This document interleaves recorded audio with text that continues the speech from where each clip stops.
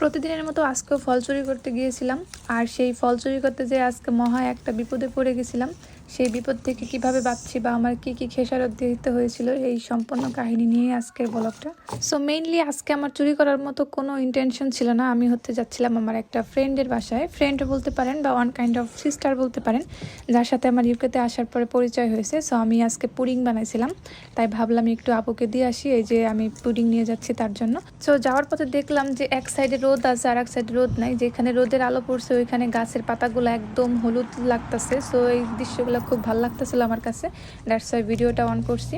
So হঠাৎ করে আমার চোখে পড়লো যে একটা গাছ ভেঙে পড়ছে এখানে, যে আপনারা দেখতে পারছেন। সো আমি ওইখানে গেলাম কৌতূহলবশত, এবং যাওয়ার পরে দেখেন ফলের গাছ, ভাই যে চেরি অ্যাপেল বলে যেটাকে, এটা একদম ভেঙে পড়ছে। পরে আমি তো ভাই, আমার তো অভ্যাসই হচ্ছে চুরি করা, তাই তাড়াতাড়ি করে কয়টা ফল চুরি করে নিলাম। সো চুরি করে অল্প কয়টা চুরি করে আমার পরানটা ভরে নাই। আমি দিনের আলো ছিল, পরে ভাবলাম যে লেট হয়ে যেতেছে, সো আমার তাড়াতাড়ি আপুর বাসায় যাইতে হবে। সো এই কটা নিয়েই যাচ্ছি যে আপুকে দিব, আর আসার পথে আমি চুরি করে নিয়ে আসবো। সো আসার পথে হয়েছে কি, আস্তে আস্তে তো আমার অনেক রাত হয়ে গেছে। সো রাত হয়ে যাওয়ার কারণে অন্ধকার হয়ে গেছে। পরে আমি এখন অন্ধকারে গাছটা খুঁজে পাচ্ছি না, আর ফোনও বের করি নাই, কারণ আমি অনেক জানি যে এখানে চোর টোর থাকলে যদি আমার ফোন নিয়ে যায়, এই জন্য ফোন বের করি নাই। পরে আস্তে আস্তে এটাকে খুঁজে বের করছি।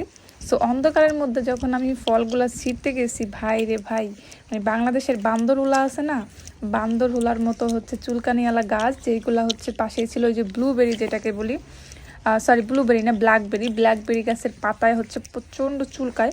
সো এটা ছিল নিচে, আমি তো জানি না, আমার প্যান্টের সাথে ওইটা লেগে গেছে। আমি ওইটা হাত দিয়ে ছাড়ানোর ট্রাই করছি, সো আমার হাতেও লেগে গেছে। এখন হাইরের চুলকানি, আমি কি বলবো, হাতে পুরা চুলকায় মনে হচ্ছে রক্ত বের করে ফেলাই, এরকম অবস্থা।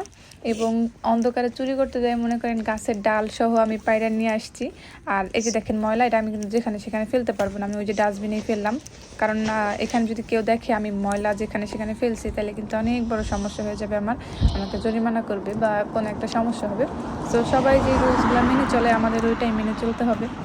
সো যখন আমি রাত্রেবেলা আসছি, আপনাদের আমি দেখাবো ওয়েট আমি কিভাবে গাছের ডাল ছিঁড়ে নিয়ে আসছি, আর আমার হাতের অবস্থা একদম শেষ। সো এই যে মানুষ বলে না, চোরের 10 দিন আর গৃহস্থের একদিন, এরকম হয়েছে আজকে আমার সাথে। চুরি করতে যাই, আল্লাহর বিচার আল্লাহ করে দিচ্ছে। যদিও এখানের মানুষ কিছু বলে নাই, কারণ এটা সরকারি গাছ, এদের কিছু বলতে পারবে না।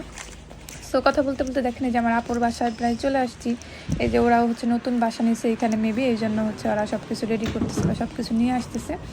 সো আপুর বাসায় যাওয়ার পরে আপুর সাথে অনেকক্ষণ সময় কাটাইলাম। সে আমাদের নাস্তা পানি দিল, বা আপুর একটা বাবু আছে, সেই বাবুর সাথে সময় কাটাইলাম। মনটা একদম ভালো। আর সচরাচর আমরা যেটা করি বিজনেস প্ল্যান, ওইটাই করলাম আপুর সাথে, যে একটা বিজনেস প্ল্যান করব, যে আমি একটু আমার পেজের মধ্যে আমি ফুডের একটা বিজনেস করতে পারি, আপু বানাই দিবে, আমি সেল করব, শুধু এই বিজনেস প্ল্যান আজকে।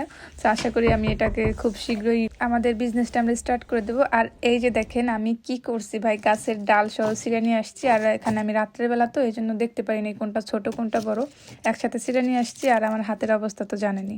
So bye, tata.